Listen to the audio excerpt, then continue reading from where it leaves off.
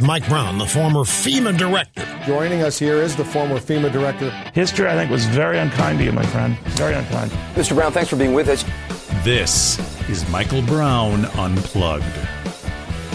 Hey, everybody. Welcome to this episode of Michael Brown Unplugged. I think I'm probably going to struggle a little bit with this particular podcast because of the topic. So I want to start out by first saying that, you know, I have friends in the military. My father was in the military. I've supported the military in almost every conceivable way that a non-military person, that a civilian can. I've done it through donations to different organizations. I've done it by supporting them in different events that they've held. I have attended events, military events in the White House, the Pentagon. I've attended events with General David Petraeus, sat at my table at an event in New York City. I say all of that because what I want to talk about is General William McRaven. And I wasn't aware of this op-ed until someone had told me that Rush Limbaugh had talked about it. So I decided to go read it for myself. It's an op-ed that he penned in the New York Times. The date, the date on it is Thursday, October 17. So just about a week ago, almost a week ago, when he penned this editorial. And, of course, I haven't read it because I don't subscribe to the New York Times. What I read in the New York Times is generally those kinds of documents or stories that people either email me or show up in my Twitter feed or otherwise. But I'm no longer a subscriber to the New York Times. And, again, just by way of historical perspective, I was a longtime reader of the New York Times, the Washington Post. I subscribed to a lot of newspapers, any newspaper that I could get delivered, either the Sunday edition or the weekly edition, when there were actually newspapers that ended up in your driveway in your mailbox. The New York Times was one of those. And I've drifted away from the New York Times simply because they've gone back crap crazy. So I read through the editorial and I became livid. And the reason I became livid is I don't mind, and in fact, I would probably be the first to tell you that when I've attended certain military events or military funerals, or I may have told you one time about the incredible opportunity that I had to take a former Soviet Union general and a former member of the KGB. I had the opportunity to take this individual to Arlington National Cemetery. Let me tell you that story.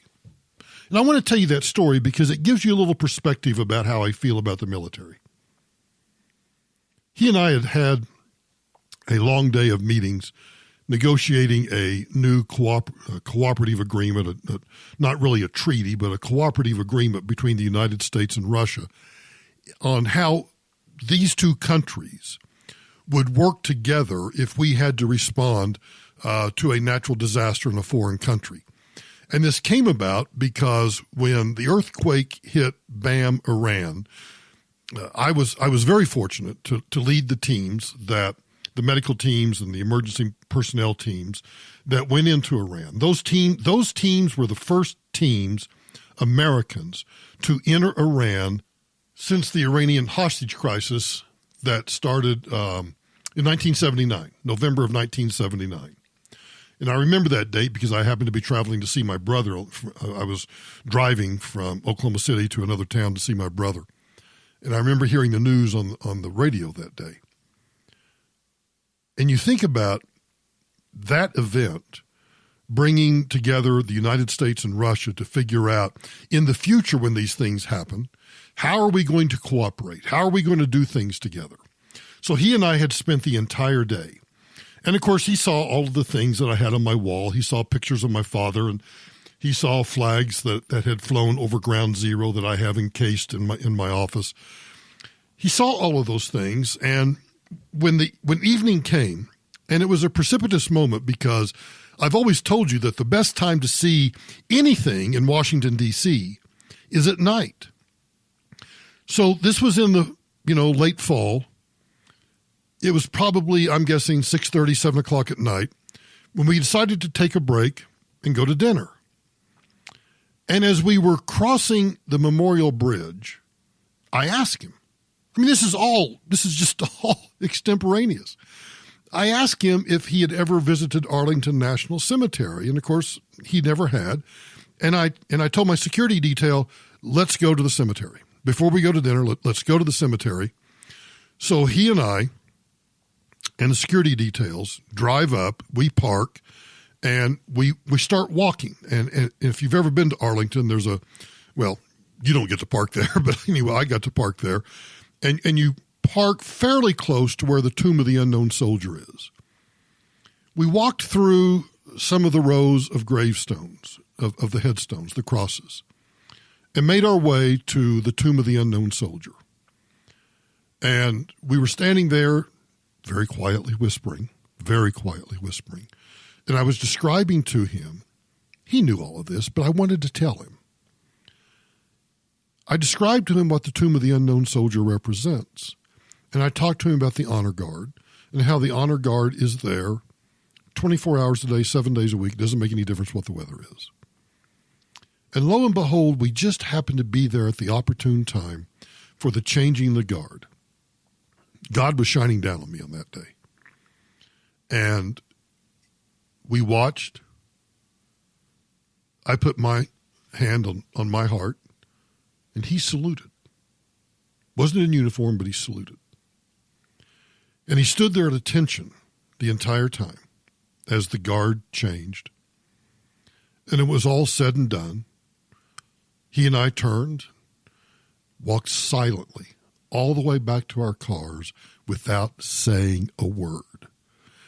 Now, in my head, I have thoughts racing through my brain about, here I am with a former member of the KGB, with a former Soviet Union general, and he and I have just witnessed one of the most memorable events that any American can see. And he had watched it in silence and in reverence, not saying a word till we got back to the cars. And when we got back in the cars, he put his hand over on my arm and said, Michael, the next time you're in Moscow, I want to take you to our Tomb of the Unknown Soldier. I want to take you to our National Cemetery. And I told him what a great honor that was, and I would be happy to do that, and I promised him. And indeed, I fulfilled that promise. Because, I don't know, maybe 6 months or a year later, I was in Moscow, and he and I'd met up, and before I could say anything to him, he said to me, remember, I told you I wanted to take you to our national cemetery and let you watch our changing of the guard. And I said, oh, yes, of course. Let's go. Whenever we can make it work in the schedule, let's go do that. And we did it. And I thought, he's an old retired general. He's an old retired KGB guy. And to this day, I don't know. I'd have to reach out to some of the non-official cover people that actually were working for me, but were CIA agents. And I'd have to ask them, can you track down this guy? Can you find out whether he's still alive or not? Because, oh man, I would love to know. I'd love to know, and I'd love to be able to find an email address and email him, and maybe I will. But I told that whole story because I wanted you to know how much I respect our military and that I get it. I get that our enemies have armies, and that our enemies, if they ever needed to use those armies against us, they would do it. But here's the other thing I recognize. They respect and they honor their military the same way that we do. We may be mortal combatants, and we may fight to the death, but they honor their military and we honor our military.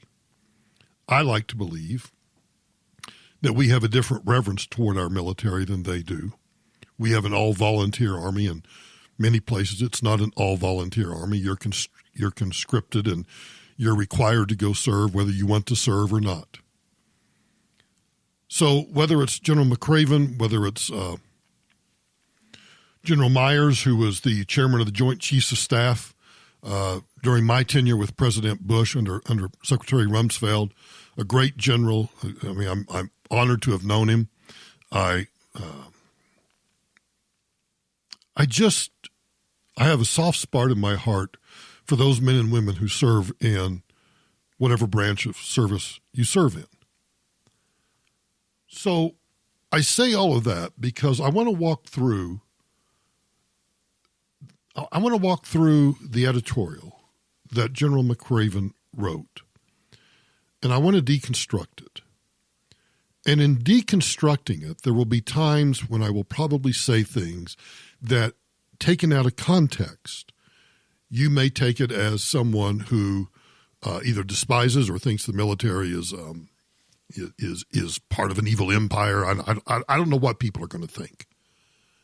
And quite frankly, I don't care. But what I do care is about what he wrote. And he's a civilian.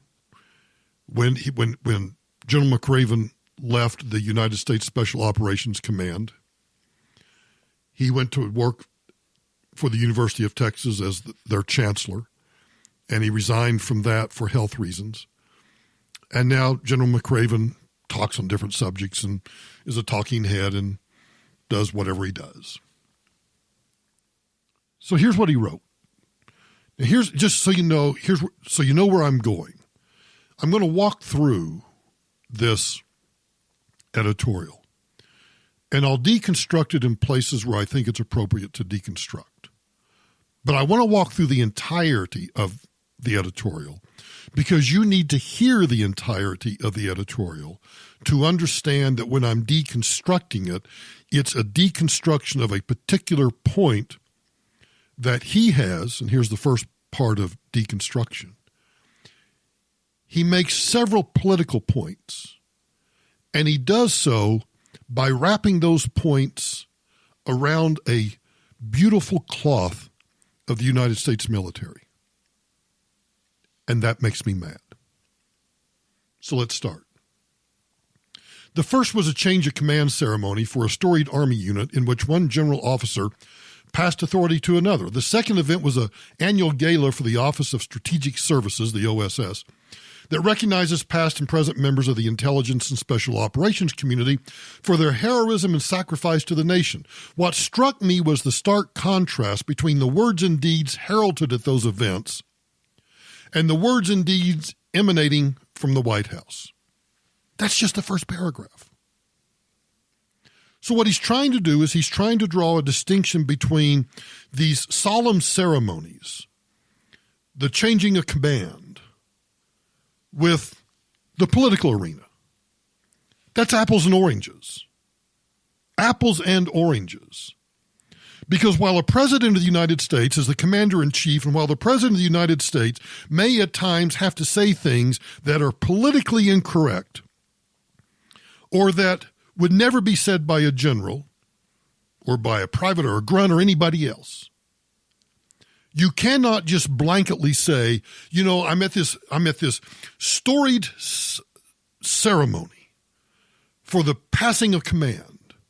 And what struck me was the stark contrast between the words and deeds heralded at those storied, solemn events and the words and deeds emanating from the White House.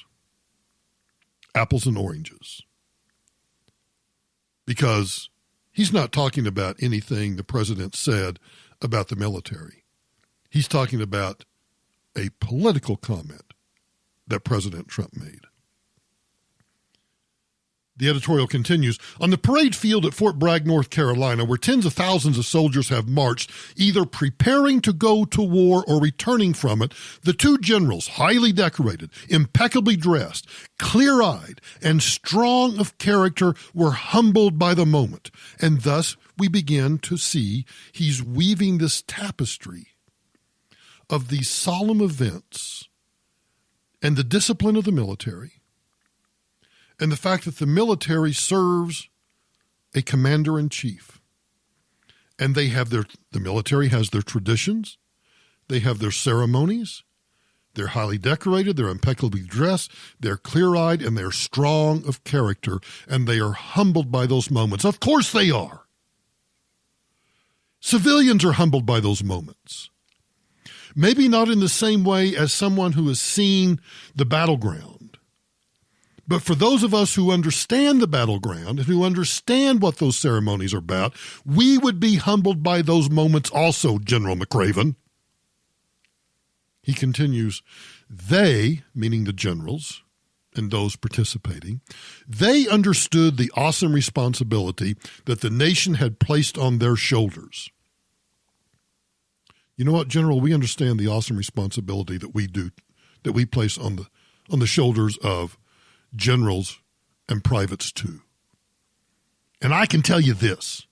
Damn it, I work for a president of the United States, George W. Bush, who likewise understood that awesome responsibility that the nation places on the shoulders of those soldiers. But go ahead and weave your tapestry. He continues, they understood that they had an obligation to serve their soldiers and their soldiers' families. They believed in the American values for which they had been fighting for the past 3 decades. They had faith that these values were worth sacrificing everything for, including, if necessary, their lives. So now we've gone and we've taken the tapestry one step further. If you're thinking ahead at all, you understand where this is going. We, too, understand that sometimes they sacrifice everything. If you've never attended a military funeral, or if you've never been to Dover, Delaware, or if you've never been at the changing of the guard at Arlington National Cemetery, perhaps maybe you don't understand why I find this tapestry beautiful,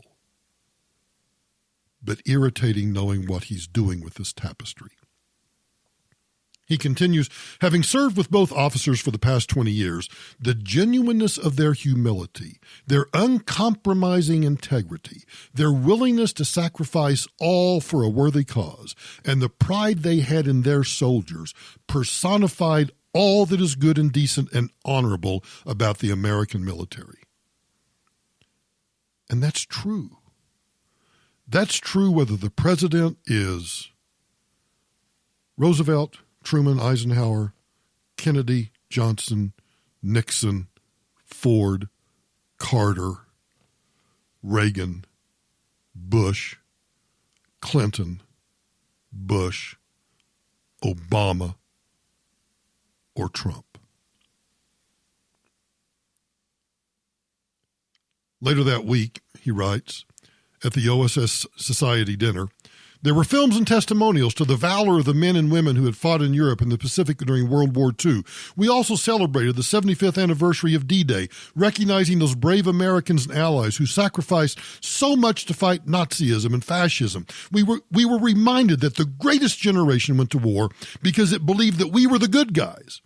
That wherever there was oppression, tyranny, or despotism, America would be there. We would be there because freedom mattered. We would be there because the world needed us, and if not us, then who?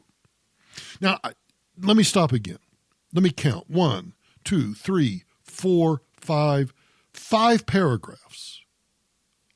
5 paragraphs into an editorial that so far has woven this beautiful tapestry that you and I can understand, and we understand it, we appreciate it, we embrace it, we know it. We know it. Then he writes, but the most poignant recognition that evening was for a young female sailor who had been killed in Syria serving alongside our allies in the fight against ISIS. Her husband, a former Army Green Beret, accepted the award on her behalf. Like so many that came before her, she had answered the nation's call and willingly put her life in harm's way.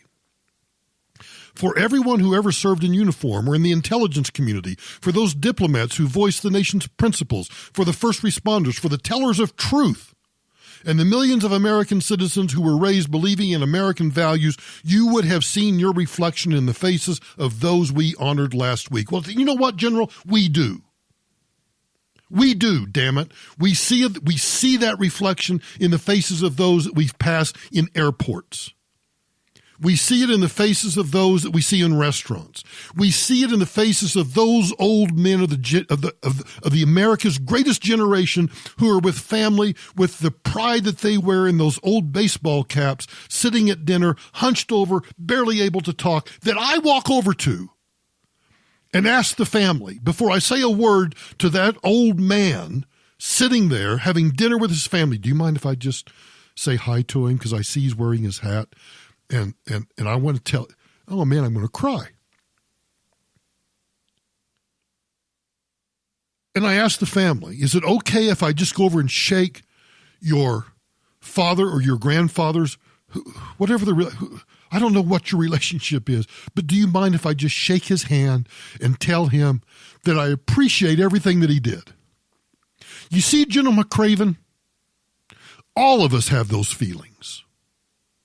All of us do. And only because I know where you're going with the editorial am I simultaneously have tears in my eyes and I'm angry as hell at you. He continues, but beneath the outward sense of hope and duty that I witnessed at these two events, there was an underlying current of frustration, humiliation, anger, and fear that echoed across the sidelines. The America that they believed in was under attack, not from without, but from within. Let's stop on this paragraph for a minute. Because if you haven't read the rest of the editorial, you would stand up and salute and say, Amen. Because I, too, believe that the America that they believe in and that I believe in is under attack. And it's under attack, I would say, not only from outside, but from within too. Listen again to this paragraph. But beneath the outward sense of hope and duty that I witnessed at these two events, there was an underlying current of frustration, humiliation, anger, and fear that echoed across the sidelines. The America that they believed in was under attack, not from without, but from within. I would have written, of course, I would have concluded the editorial differently too. The America that we believe in is under attack, both from without and from within. You see, because I believe that those who fundamentally want to transform America, and I use that specific phrase because even though Barack Obama almost 11 years ago said that we are taking the first steps toward the fundamental transformation of America, I knew at that moment what he meant, and that he wanted to change this constitutional republic into some form of European socialism or some new breed of American socialism. And now we see, with the attacks on free speech, the attacks on the Constitution, with the attacks on freedom from unreasonable searches and seizures, as I talked about in yesterday's podcast. Yes, we are under attack because we have people in this country who want to fundamentally transform this country from a constitutional republic into some form of socialism or fascism that I will fight with every being of my body. But that's not where General McRaven's going. I don't know how many paragraphs we're in now. We're probably 8 paragraphs in. And so far, all you've heard about are these solemn ceremonies, these soldiers that he has watched, this one husband of a dead soldier who gave the ultimate sacrifice, accepting an award on her behalf. He has woven an incredibly brilliant, beautiful, subtle, and yet sturdy tapestry of the American military. And he's starting to swerve into politics. Because you see, what you do is, this is a fantastic rhetorical device in writing. Oh, I've done the same thing in briefs for courts. I've done the same thing when I've tried to write persuasive commentary. You weave, you get people in a particular mood. You weave this tapestry before you go in to slit the throat, which is what he's about to do. He writes, but beneath the outward sense of hope and duty that I witnessed at these two events, there was an underlying current of frustration, humiliation, anger, and fear that echoed across the sidelines. The America that they believed in was under attack, not from without, but from within. These men and women of all political persuasions have seen the assaults on our institutions. Oh, yes. There are assaults on separation of powers, on 3 equal but separate branches of government, and those assaults are occurring from within. On the assaults on the intelligence and law enforcement communities. Oh, absolutely. Absolutely. Have you stopped to think about the assaults that occur every single day on law enforcement from Antifa that is glorified, or by Occupy Wall Street, just another form of Antifa, all glorified by the media? Absolutely, General. Damn right there is. And assaults on the State Department and assaults on the press. Let me talk about the State Department for just a moment, since he brings it up. The State Department for decades has been this cauldron of anti-American liberalism because of the deep state and the permanent bureaucracy that resides at Foggy Bottom. It has been something that Ronald Reagan fought, George H.W. Bush to a certain degree fought, but not with much vigor. And that my old boss fought with a lot of vigor, but which Bill Clinton and Barack Obama embraced. And assaults on the press, General, do you not realize that assaulting the press in America is a grand American tradition? It's done by citizens, politicians, presidents. It's done by everybody except the military because you're supposed to keep quiet. If you are offended by assaults on the press, you don't know your history. And I would think that you, with all of your education, an incredible education, provided privately and by the taxpayers, with the education that you have, I would think that you would understand that attacks on the press, that's America. If we didn't have attacks on the press, I would think I was living in a different country. He continues in that same paragraph to say, they have seen our leaders stand beside despots and strongmen. Okay, let's just stop. You mean like Obama standing next to Fidel Castro? You mean Barack Obama standing next to Hugo Chavez? You mean Barack Obama sitting next to Medvedev, former prime minister of Russia, and saying I'll have more flexibility after the election? Are you talking about that? Of course you're not. I know what you're talking about. You're talking about the fact that Donald Trump, as all other presidents, has stood beside despots and strongmen. But then you add this. They have seen our leaders stand beside despots and strongmen, preferring their government narrative to our own.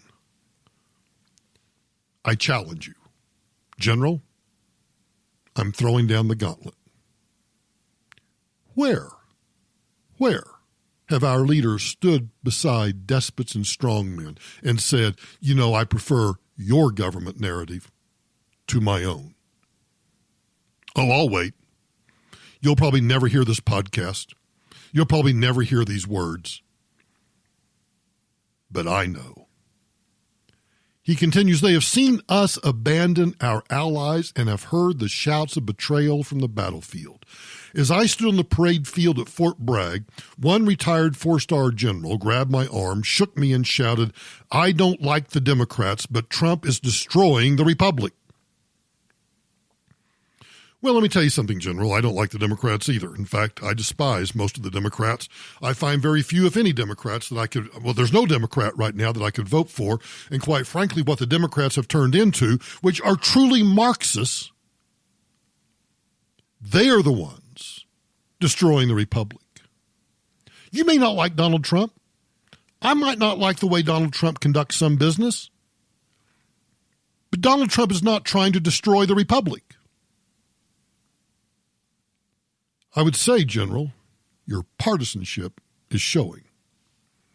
He continues, Those words echoed with me throughout the week. It is easy to destroy an organization if you have no appreciation for what makes that organization great. We are not the most powerful nation in the world because of our aircraft carriers, our economy, or our seat at the United Nations Security Council. In fact, I would say we're kind of wasting our time at the United Nations Security Council. But you're right. We're not the most powerful nation in the world because of aircraft carriers.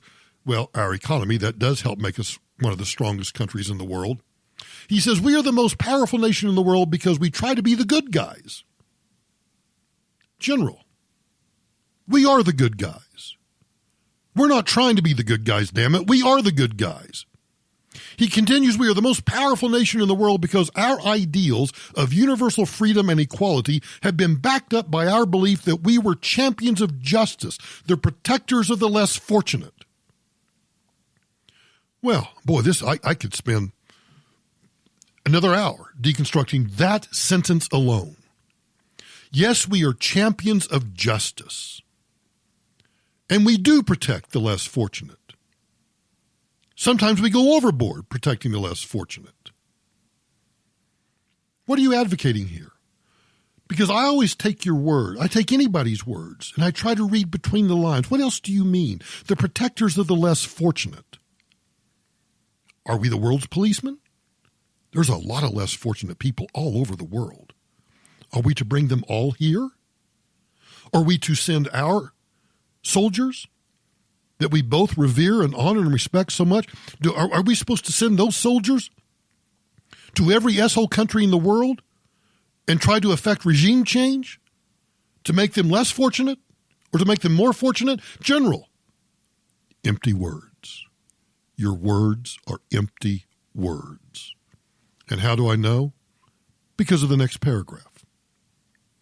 But if we don't care about our values, if we don't care about duty and honor, if we don't help the weak and stand up against oppression and injustice, let's just stop right there. If you want to stand up against injustice and oppression, you actually, and I'm not talking about domestically, because I can't get out of my head his statement about, we have seen our leaders stand beside despots and strongmen. I admired Barack Obama for going to Cuba and standing next to Fidel Castro, because I thought, naively so, that standing next to Fidel Castro, he would say, we are willing to lift economic sanctions, we're willing to lift travel sanctions, we're willing to start engaging in trade and commerce in exchange for, dare I say the word quid pro quo, that we are willing to do those things, Fidel, if you will empty out your political prisons and if you will turn your people free economically and socially to engage in these things with us. But Barack Obama didn't do any of those things. There was no quid pro quo. Barack Obama went to Cuba and gave and never received. I think, if I recall right, the media stood and applauded. Oh, Barack Obama with Fidel Castro. Yeah, and he gave away the store and got nothing in return. Let's go back. He continues, General McRaven continues in the next paragraph. But if we don't care about our values, if we don't care about duty and honor, if we don't help the weak and stand up against oppression and injustice, what will happen to the Kurds, the Iraqis, the Afghans, the Syrians, the South Sudanese, and the millions of people under the boot of tyranny are left abandoned by their failing states? Oh, failing states. Should we invade Mexico? Mexico is close to being a failing state. Are you now advocating that any failing state where any desperate rules or any people live under the boot of tyranny, that we should go there? If so, are you going to lead the invasion of Hong Kong? Are you going to lead the invasion of China? Are you going to lead the invasion of Cuba? Are you going to lead the invasion of Venezuela? No, you're not. Empty words. Empty words that are designed only to attack a president that you don't like. You should be thankful that you have freedom of speech in the First Amendment, to allow you to express your opinion.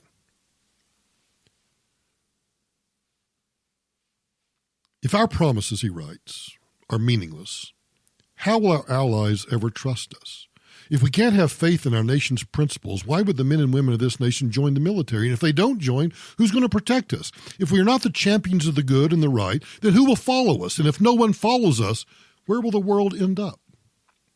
You mean like saying to the member nations of the North Atlantic Treaty Organization, you need to pay your fair share? Or standing up to the despots that were in New York City a couple of weeks ago for the general meeting of the United Nations, where they come here so that they can enjoy the freedom and the capitalism and everything that the greatest, I was going to call New York City the greatest city on earth, but it's not. What are you talking about? Here's what he's talking about. The next paragraph. We finally get to the truth in the next to the last paragraph. President Trump, he says, so now for these past 12, 15 paragraphs, it's been about Trump, but only now, after using the military to weave your tapestry, shame on you. After using the military to weave your tapestry, we finally now get to the nut of what you want to say. Quote, President Trump seems to believe that these qualities are unimportant or show weakness. He is wrong. These are the virtues that have sustained this nation for the past 243 years. If we hope to continue to lead the world and inspire a new generation of young men and women to our cause, then we must embrace these values now more than ever. I want to take every millennial, every young person that listens to my podcast or my radio show, that believes in the basic principles of freedom and individual liberty, because that is the fundamental value of this country, individual liberty. Donald Trump has shown weakness. I may disagree with the trade war, but my gosh, China has been screwing us over for decades. And finally, even though I may disagree with the methods, at least one president has finally stood up and said, no more. I think the approach is wrong, but I shout hallelujah from the rooftops that somebody's finally saying to China, stop it. Or saying to NATO, we put men and women in your countries, day in and day out, to stop old Soviet-style aggression or to stop the spread of the caliphate from the Middle East. And all we ask in return is, help us pay the bill. Just help us pay the bill. He concludes with, and if this president doesn't understand their importance of values, if this president doesn't demonstrate the leadership that America needs, both domestically and abroad, then it is time for a new person in the Oval Office, Republican, Democrat, or Independent. The sooner the better. The fate of our republic depends upon it. What do you mean the sooner the better? November 2020. Is when our Constitution says that if you, General William H. McRaven, retired Navy Admiral, former commander of the United States Special Operations Command, and former chancellor of the University of Texas, if you understood, you would realize that the sooner the better is November 2020. That's how the system works. It was a beautiful tapestry that you wove about our military. As I said, it brought tears to my eyes when I think about some of the things that I've been able to witness or do in my lifetime, having never served in the military. But I got to tell you, Jim McRaven, you may not like Donald Trump, but if you're worried about the values and the attacks on the institutions of this country, you're looking in the wrong direction. And if you think attacks on the media are un-American, you are woefully ignorant of American history. Thank you for listening to this episode of Michael Brown Unplugged. If you want to read the editorial for yourself, it's in the Thursday, October 17 edition of the New York Times. It's by General William H. McRaven, and it's titled, If President Trump Doesn't Demonstrate the Leadership That America Needs, Then It Is Time for a New Person in the Oval Office. I hope you'll share this episode with your friends and other people that might find interest in the commentary. You can share it from iTunes or the iHeart app. There's a place to copy the link, and you can just email it. Do me a favor, post it on your social media sites, on your Twitter feed, on your Facebook page. I greatly appreciate it if you would do that. And the next time you see a hunched-over old World War II vet or an elderly and getting older Vietnam War vet or Korean vet or anybody who served in the War on Terror, stop. You don't even have to say thank you for your service. And in fact, I prefer not to do that. I prefer just to walk up, extend my arm and my hand, and look them in the eye and just shake their hand and walk off. They know what I mean.